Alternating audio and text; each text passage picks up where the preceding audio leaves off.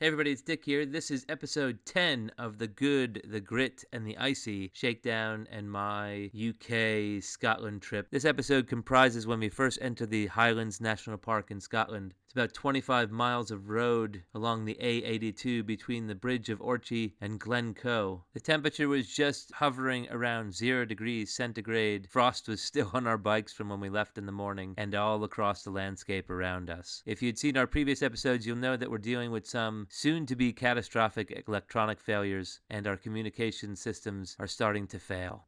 Rather than have you fine viewers try and decipher our staticky communications through this beautiful landscape, I gave Shakedown a call at his home in North Carolina to reminisce and share some memories of the road. Let's join Shakedown and Mr. Whistles where we last left them on the side of the A82. This is the stop where the plaque was missing, and I said, let's read the plaque, and there was no plaque. Precisely, and I took a pee, and then there was like a weird dogging van where people were like screwing, and then when we pulled up, they pulled away as quickly as they could. The van stopped a rockin' when we showed up. They stopped a rockin' and they got the heck out of Dodge.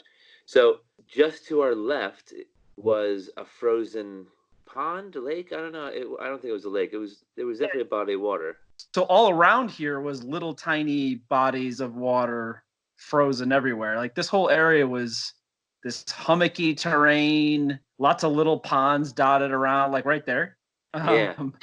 Frozen over. Not solid, but it was definitely on its way at that time of year. It was weird too, because there were like these statuesque pillars of rock coming out of it, or even like cairns of rock coming out of the water as if they were like placed there. It seemed unnatural, even though it was completely natural. Yeah, the whole terrain right here, I mean, it's hard to see in the video, but it was really, I don't want to say unearthly, but it was very foreign. I mean, it was this just hummocky, flat, hilly terrain that was just spread as far as the eye can see, and then just in a minute of video, there's mountains everywhere.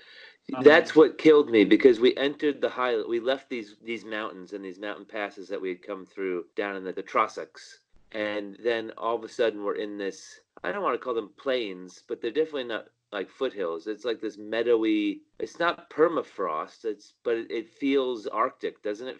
Didn't it feel? Yeah. Felt, like you said, foreign. It felt otherworldly. No tree. And we did this slow, meandering climb. I kind of recognized it at the time that we were gaining elevation, but it seemed at the same time really desolately flat. It was still freaking cold though. I mean, here you can see the juxtaposition. It's you're looking at this grassland, rocky grassland, and then the horizon is just completely taken over by these mountains that just pop up out of nowhere. I mean, even though I'd never been there and I purposely didn't look at pictures, that's exactly what I imagined when I thought Highlands. Yeah. I had no idea what to expect. Because you're like, don't Google it. Don't Google this. And I was like, oh yeah. That's like telling a 3-year-old, don't touch that candy. It tastes really good. Don't pick your nose. But you have a tendency to plan. Yes. I'm being in air quotes. And in your planning, I have a feeling that you've already been through it digitally. And I didn't want that. I wanted there to be a raw response. Now, it's funny that we're voicing over this because our equipment completely failed on us and we don't have the raw response. But this pin straight road to those mountains, I was speechless. I'm speechless now because I was speechless then. It was. Yeah, I think at one point we called it Valley of the Gods. It was just the scale wasn't right. Like humans don't. Oh, Defender. There's a Defender. Yeah, that was a farmer Defender too. That was a local. Was the proper one. No, the scale just didn't make sense. Like humans don't belong here. And obviously, because humans aren't there, there's no development there. It's all. There was that one ski resort that you were very excited about. You pointed out a cat. I feel bad watching back the footage a little bit because you point things out, and in the rewatching, it's almost like you're pointing the things out, seeing if I'd be up for stopping. That you kind of want to stop, and you're like, oh look, there's a cafe at the foot of that mountain. Oh man, they serve cake, and I'm like, yeah, they do. And we just keep Yeah. riding. And I'm thinking, shit, should we have stopped there? Because did he want to stop because that's why he's pointing out the cafe? And then you're like, and then 5 minutes later, you're like, oh, there's a ski mountain there with a chairlift, and that cafe's at the. And I'm like, we're definitely not going skiing. So Right. does pointing out the skiing have the same weight as pointing out the cafe, or would you like to see what a Scottish Highlands 2-run ski resort was like? Like, because when Right. we have such a limited time when we go on our trips that I feel like we're always trying to get as far away from where we start as we can. And Yeah, and our head is always on a swivel though, and it's the spontaneity of our trips. Like, we were going through a section of Maine that was absolutely mind-numbingly, boring, and we saw a barn, and both of us, you could, shall we go take pictures of the barn? Yeah, that's right. Yeah, but we Yeah. didn't though. I No, we remember didn't, because that we had that to slot. that barn is burned into my brain though, because I really regret not stopping to photograph that barn. This is Hold up, where, the van on the right. I yeah, see you it. see it like at 1 o'clock, that white van in the grass. Yeah. That's where those deer are. And Yeah, we haven't seen a single animal in the area. There's literally no cover for game here, but there was a half dozen deer there being fed by, a van load of Europeans. Yeah, they were Yeah. definitely not. They weren't locals. They were on a tour. There was Yeah. some sort of like Nordic written on the bus, and they were just feeding these deer. That the infrastructure through this desolation kills me. Oh yeah. These really well built bridges. This pin Great. straight road. There's You know, that road should not be that smooth with the water table that close to the ground and the temperatures that it gets to. This road should just be like worse than Route 7 in Vermont. yeah. There's no frost heaves, and then look at this. Yeah. This. What is that? Like, I have no reference to how. Right. I mean, you're the geologist. Tell me what we're looking at, or what we did look at, because like one of these things is like a perfect parabola. It's perfectly carved. It seems Yeah. perfectly carved. Geology brain was just like this happens out in the West in the States, where you can see the geology, whereas on the East Coast it's just covered with trees and moss and thyme and everything. But yeah, I mean, it's like you could look at this peak and go, yeah, I could walk that, but Yeah. but the thing is like vertical, and there's waterfalls pouring And down. it's so much bigger than it looks Yeah. in the scale of things, because when we passed a smaller mountain than that one on the left is, I mean, definitely than the one on the left, we saw sheep and they looked like pinheads, and you're thinking, oh, I could walk up that, and then you get some sort of scale reference, and then you realize this is so much grander than I had reference for. And then look right there, right at 11 o'clock, there's another mountain just peeking out behind that, and it's so much bigger than the one in front of us. Exactly. And this is the beginning of, like, this was all just felt downhill. And what we didn't realize is that, we're running out of time here. I think we were a couple hours into the day, but we got plenty we weren't even at Glencoe yet. I kept calling all these Ben Nevis. So here we were just loping along going, look at that. And then there's this like 3-building town, this 3-building village in the middle of the Highlands. Now, what's funny is the Highlands is a massive national park, but in my head, it was this one length of road and this set of mountains. Look at that between the two peaks, that just perfect parabola of the erosion just meeting up perfectly between right in my windscreen right now. Yeah. But it just, it is just wild. Because this is all uplift, right? There's no glaciers doing this. Oh no, I mean glaciers, carved this, but after the uplift. But so that's erosion. That's wind erosion making that just perfectly. Water and gravity, time, water, wind. Yeah, I mean it's as it erodes, it erodes into those talus kind of piles, and it's just wild that those two peaks kind of met in that nice little parabola in the middle. I think you said further south, but these are mountains that kids draw. If you've never seen a mountain, and if you went to a kid in Oklahoma and said, draw me a mountain, and he's never seen a mountain, or she's never seen a mountain. This is Yeah. the mountain they draw. An upside down V with a cap of snow. Yeah. And if you were like the art teacher, you'd be like, come on, kid, here's some pictures of mountains. Right. That's not a mountain. And surely right here in Scotland, it disproves the rule. It was really weird coming through here because I thought it was all going to be like this. And then we're heading right from that pass. The passes, man, they were something I did not anticipate. But the passes were so much more dramatic. Because in the States, you don't they just cut through a mountain to make a road. There's you don't have a mountain pass. Yeah, it's the movie Cars where they get the high altitude view of the main highway, and it's just literally cutting through every little hill. You could tell you're in a special area by the number of pull-offs, right? I mean, like they're every quarter mile here because the views just continue to amaze. And if you don't have a place for people to pull off, they will pull off inadvertently as they try to stare at some of the views and run off the road. But that's always a good indicator you're someplace magical when there's little pull-off areas all over the place. And the benches,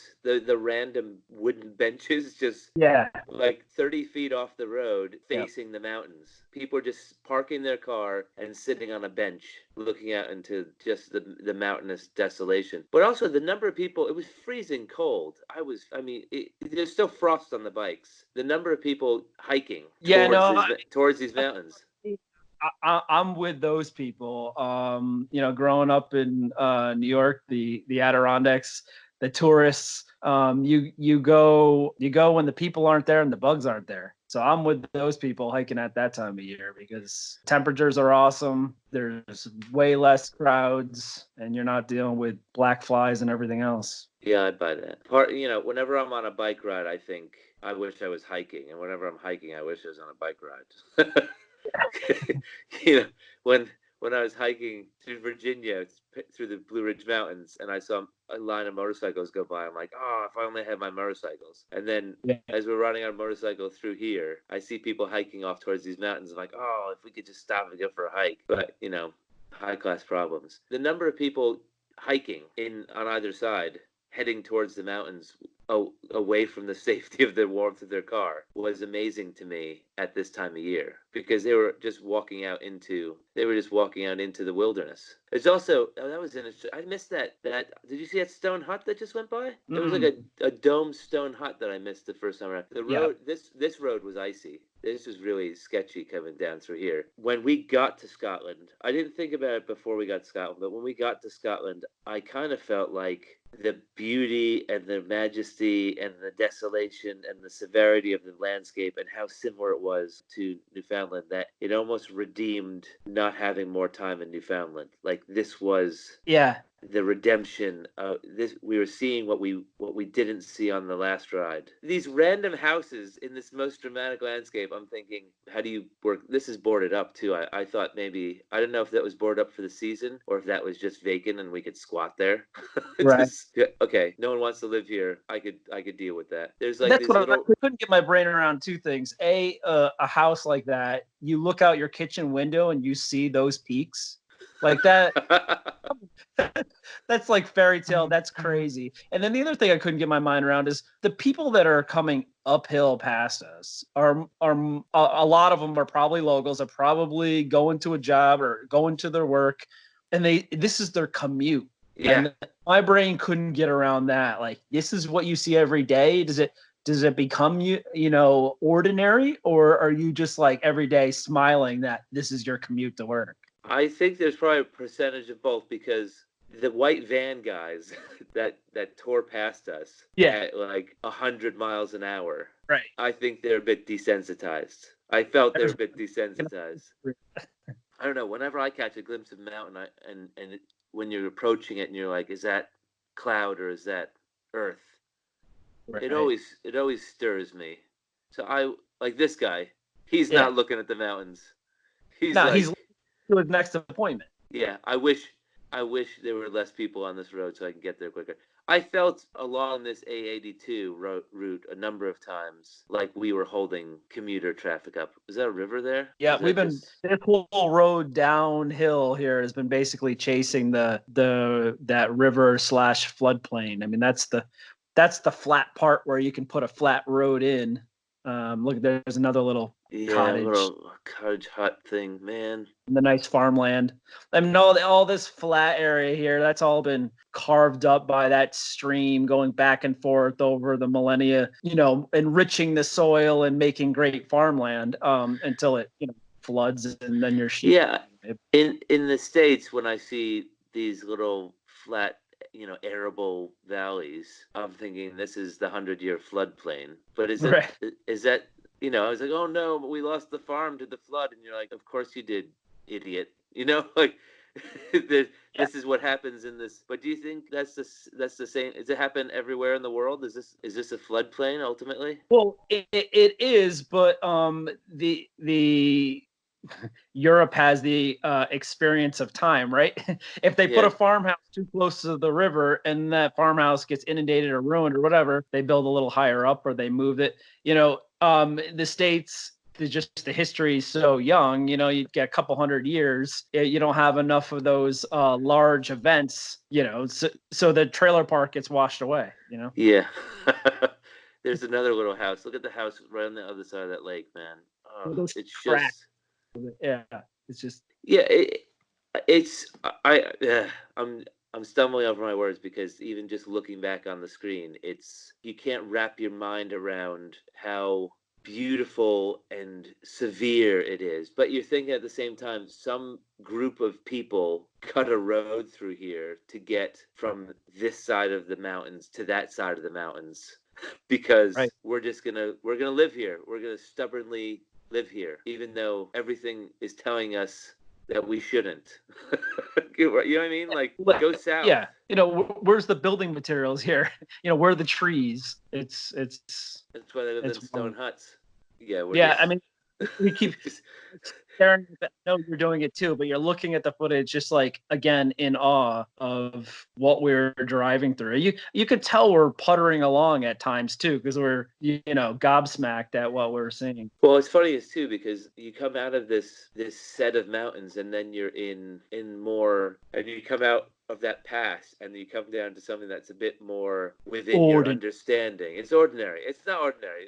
I would kill to have that mountain outside my window, but it's more within my capacity of understanding. Like it's within my experience. Yeah. I felt like, all right, that was amazing and that was Hmm. life changing and life altering, and now it's over. We're out of the Highlands. Like in my head, I felt like we were out of the Highlands, even though we had just entered the Highlands. I felt Yeah. like, oh, are we done? Are we out of the Highlands? And we were.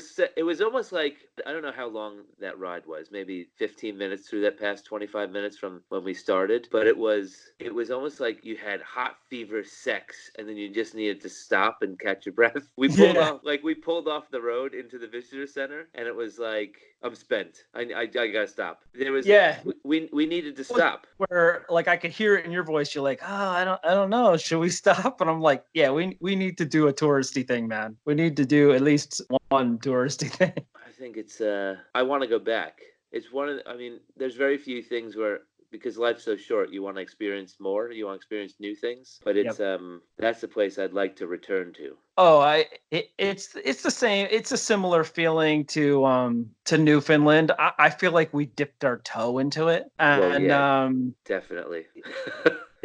they're both somewhat strikingly similar topographies in how stark they are and yet beautiful at the same time. The distances you kind of feel like you cover in both locations, the awe you get in both locations, and just the sense of discovery around each corner was so similar in both of these trips. And it's funny because they were both the most northern points. We've ever been. Maybe we just got to keep finding more northern Pushing points. north. If you like that video and you want to see more like them, hit like, share, and subscribe.